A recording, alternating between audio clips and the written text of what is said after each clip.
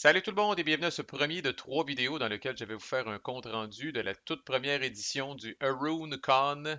Je couvre la journée du 31 janvier 2025. Alors, c'est quoi ça, HaroonCon? En fait, vous devriez dire plutôt qui est Haroon? Puisque Haroon, c'est lui, celui qu'on voit sur la photo que j'ai lifté de Facebook.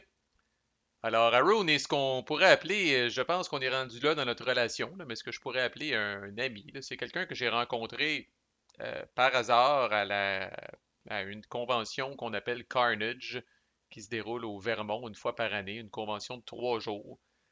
Puis j'étais allé là avec d'autres personnes du groupe de Stack Academy de Montréal. Puis là, ben, veux pas, on avait rencontré quelques Américains qui côtoient aussi cette convention-là, dont Haroun, qui est quelqu'un d'extrêmement bruyant, extrêmement très exubérant, expressif, en ouais donc. Puis bon, on va dire, ça a tout de suite cliqué, là. Fait qu'on on a joué à des games ensemble pendant la fin de semaine. Je l'ai revu les années subséquentes quand je suis allé à Carnage. Il a commencé à venir à Montréal aux conventions de Stack Academy. Puis là, on a commencé à se côtoyer même dans des événements privés. Puis Arun Khan, bon, c'est lui-même qui a donné cette espèce de nom-là là, pour qu'on ait quelque chose pour y référer. Euh, c'est écrit dans cette espèce de petite invitation en PDF là, où j'ai censuré une coupe d'affaires, là. Mais essentiellement, Haroun fêtait son 55e anniversaire, puis il a fait quelque chose que ça faisait longtemps qu'il parlait, là, c'est-à-dire une fameuse fin de semaine de gaming. À l'origine, il voulait faire ça dans un chalet. Finalement, une des 7 personnes qu'il a invitées, on était 8 au total avec lui, une des 7 personnes qu'il a invitées a offert sa maison, puis en plus, cette personne-là habite à Burlington, au Vermont, qui est à 1 heure et demie de chez nous. Fait que c'est ridiculement proche. Fait qu'en offrant sa maison, évidemment, là, tout le monde sauvait sur l'hébergement, ce qui fait qu'Arun en a profité pour nous payer là, vraiment un chef à domicile. Fait qu'on est habitué, là, tu sais, dans les conventions de gaming puis tout ça, là, on mange de la cochonnerie, esti, de la crap du début à la fin. On se commande de la pizza, Chris, on sort pour aller manger du fast-food parce qu'on veut pas perdre une minute de gaming.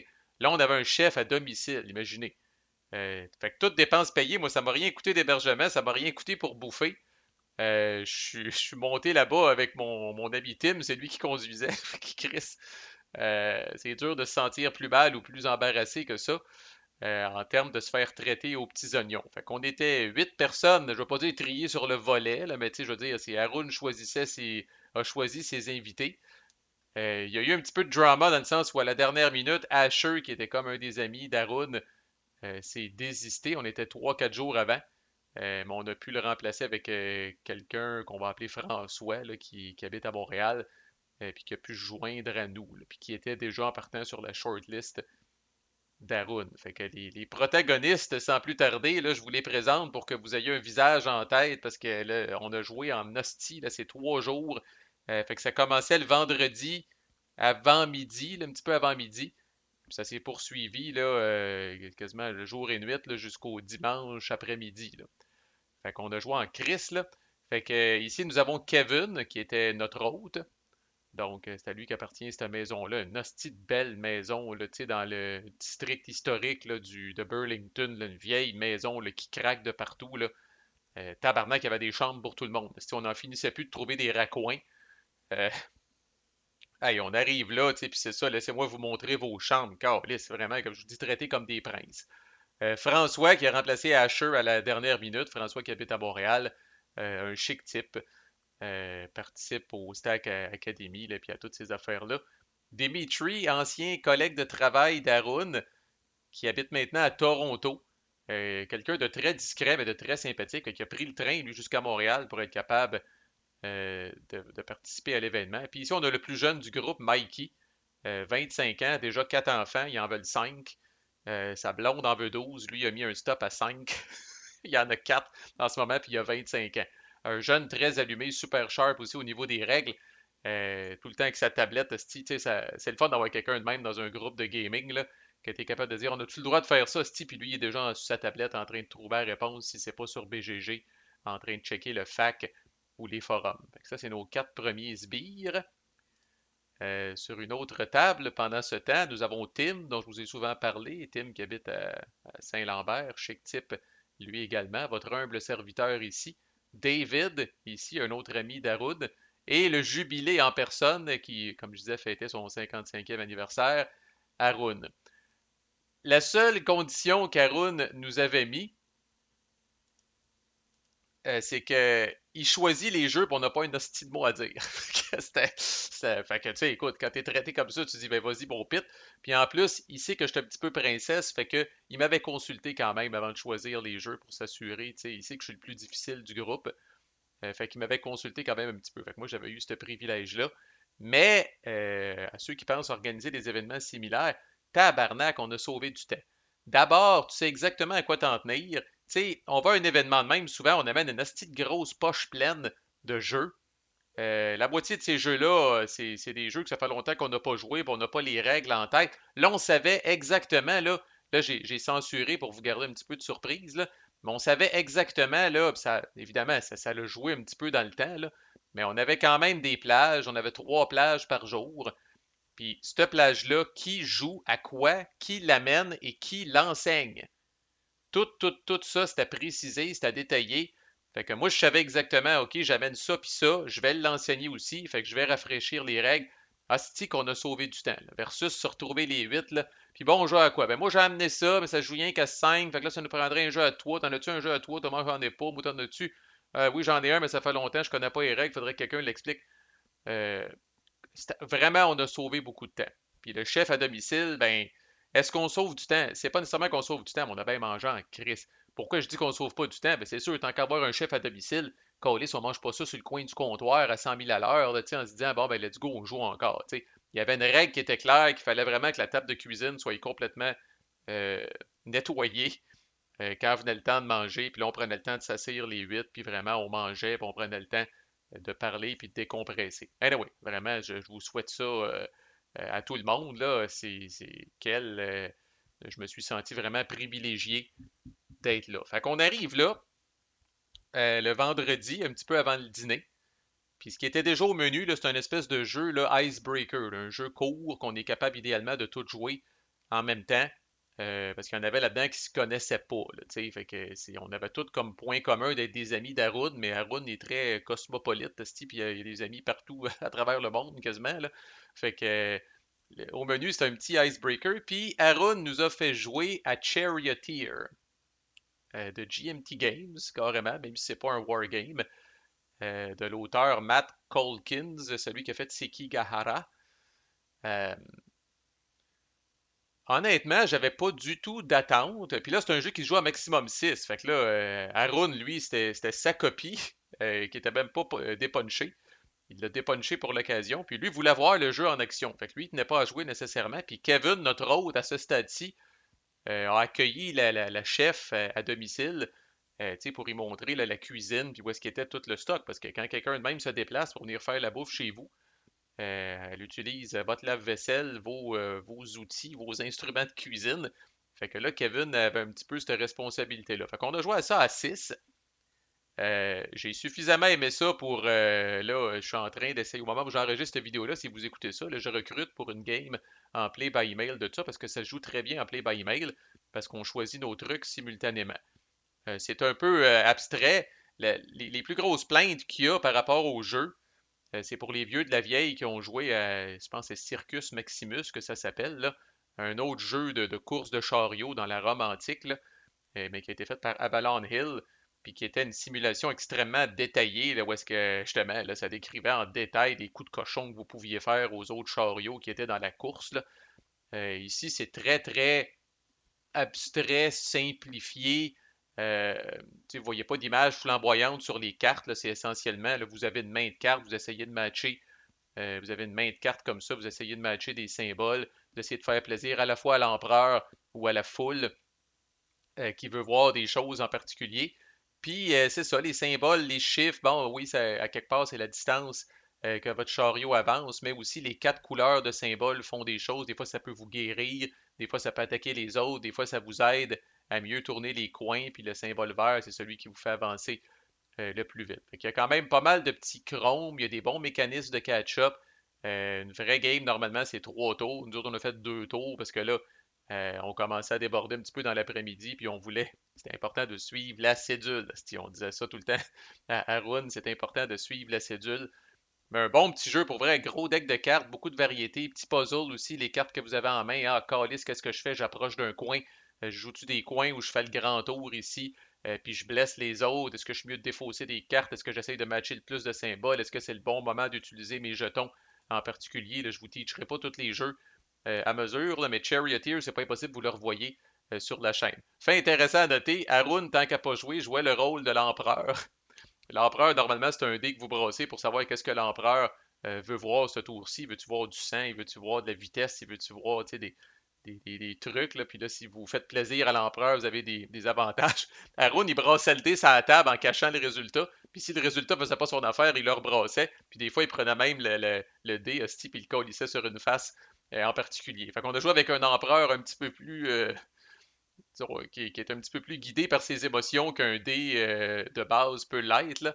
Euh, mais sérieusement, un bon petit jeu, vraiment, comme je dis, là, vous allez probablement en réentendre parler sur la chaîne là, de manière un petit peu plus structurée, là. Mais on aurait pu trouver pire comme filler ou comme premier jeu pour starter.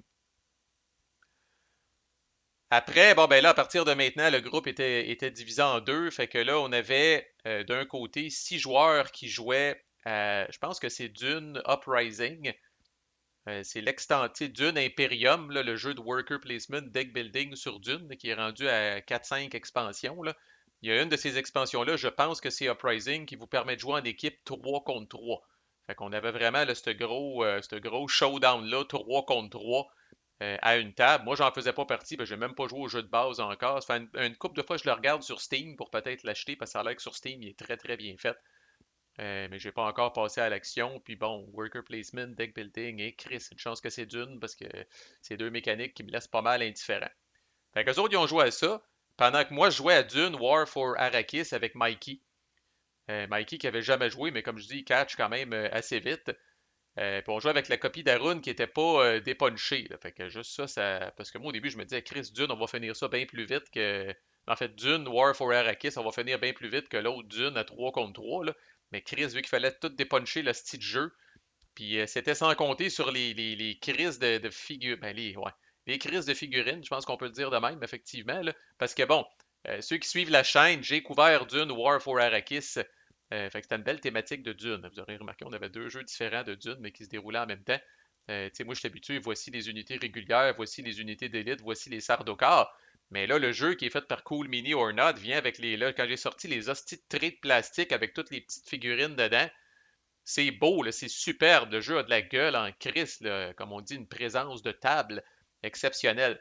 Mais quand est venu le temps de serrer, moi, de prendre des crises de miniatures, puis là, non seulement ça, mais les unités régulières, je pense qu'ils viennent en 3 poses différentes. Si un bonhomme comme ça, un bonhomme comme ça, puis un bonhomme comme ça.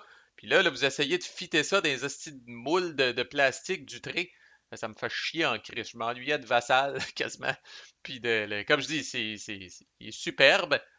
Sauf qu'au niveau pratico-pratique, là, parle-moi de ça, moi je pars Vassal, goal, setup, puis quand j'ai fini, ferme la fenêtre, puis c'est pas moyen de serrer rien, Chris.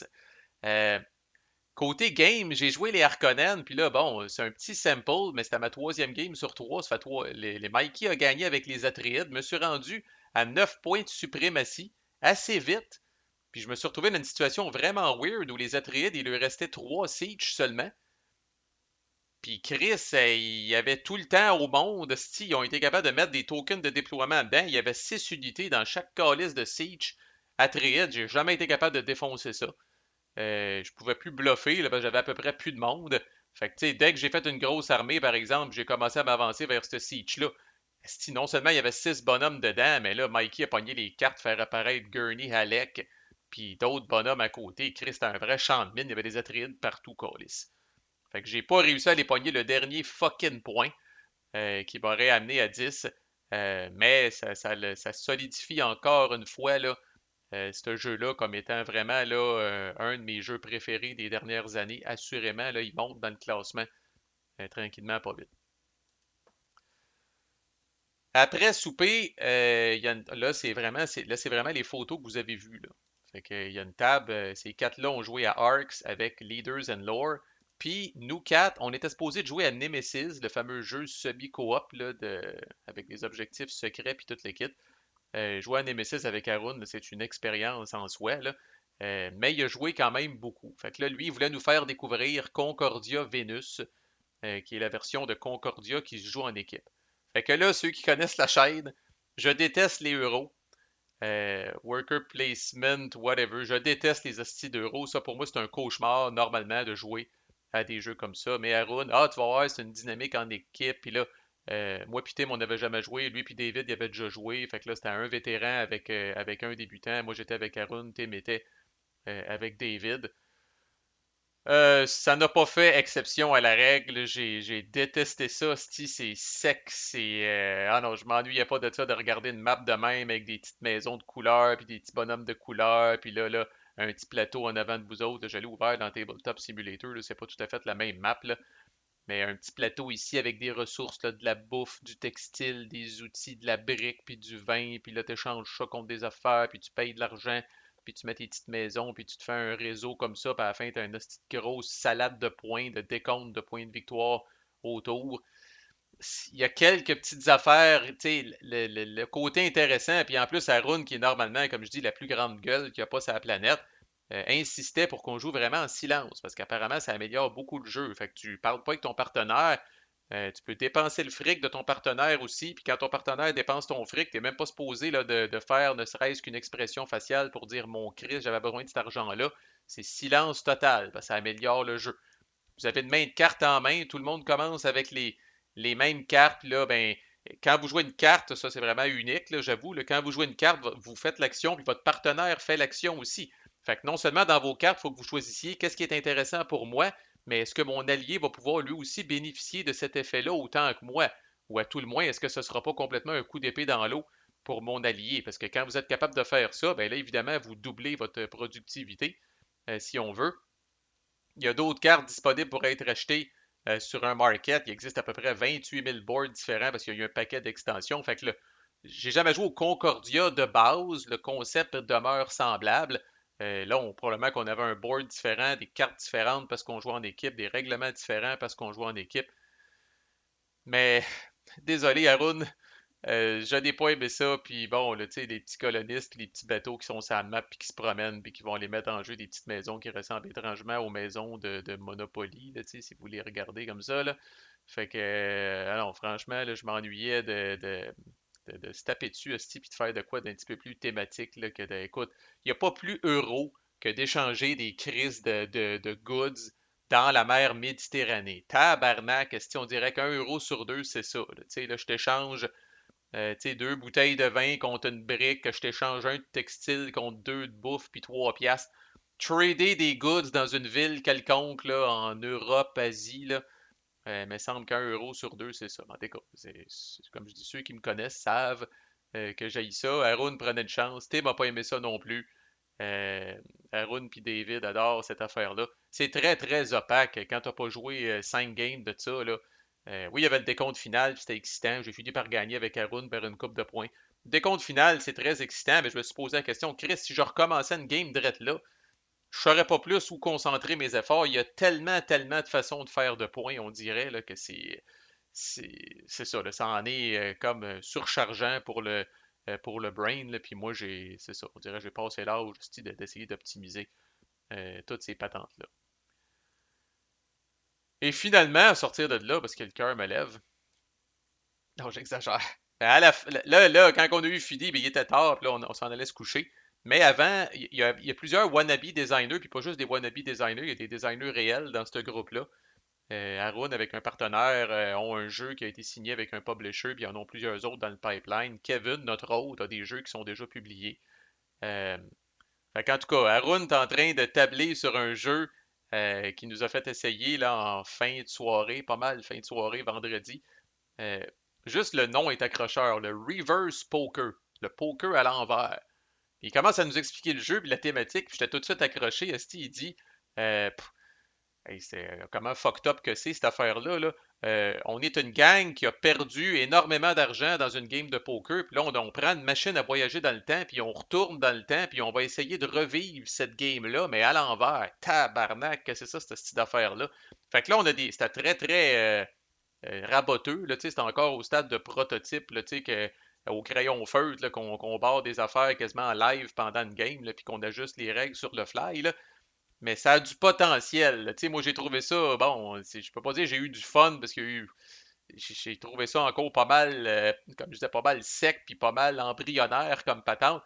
Mais c'est indéniable que le potentiel qu'a ce jeu-là. Tu sais, tu commences la game de poker, le pot est déjà plein. Le pot au milieu de la table est déjà plein de chips.